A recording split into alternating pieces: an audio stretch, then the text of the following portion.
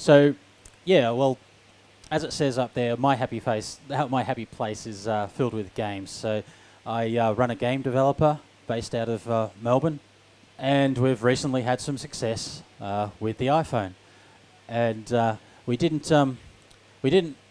come there overnight, of course. These are some of our 30-plus historic titles, and we've learnt a lot about game development along the way. So first, we made probably the biggest, most popular game on App Store. I'll justify these claims later, but Ian already gave me that glowing introduction. So this is Flight Control. Really simple game. Uses the multi-touch screen of the iPhone. Drag the planes to the runways and land them. Simple as that, but it's very, very elegant and very, very addictive, as we've found out. So we had a worldwide #1 hit. That's 20 countries where we were #1, and in Australia, I think we were #1 for maybe 6 weeks. We're still we're #2 today if you check your app store, and people love this game. And one of the evidence of that is this masses and masses of Twitter traffic. And I could say, but perhaps without Twitter, we wouldn't have had quite the success that we've had now.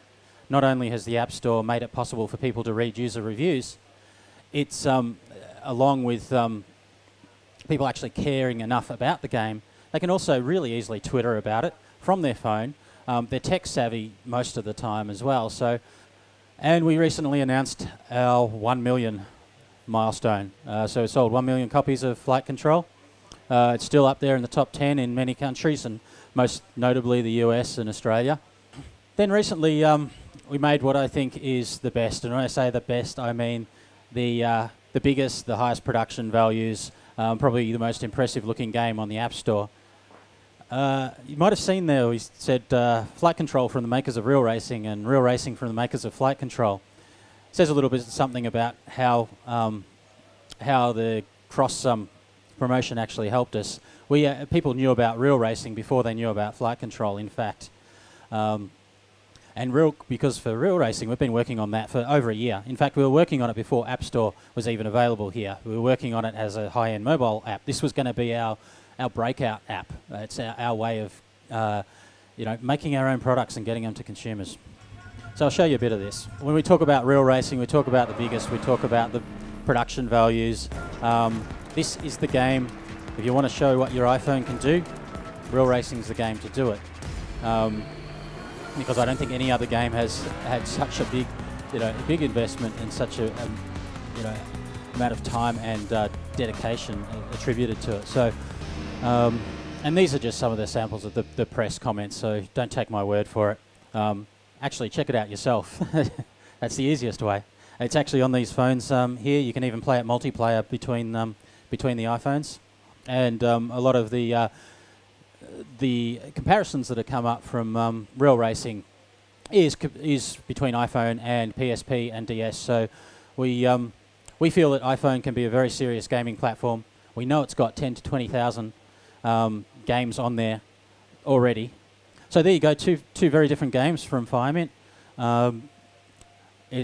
We obviously are working on a number of things at the moment, but as we've done with Flight Control, we'll continue to support Real Racing, and this is something that we're seeing on App Store as well, because you're buying games from developers who care about their products. They love their products, actually.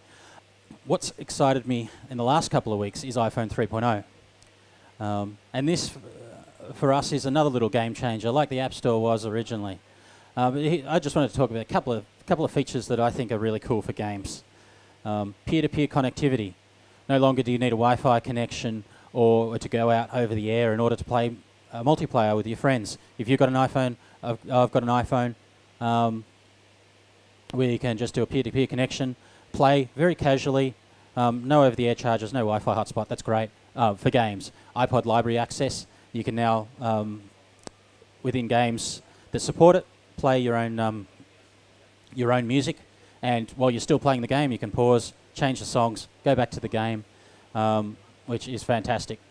And push notification. And what I think is cool about how this might be used is if I want to play a multiplayer game with someone in this room, say I'm playing flight control, for example, it would be nice if I could just see, well, who's got flight control and who can I challenge?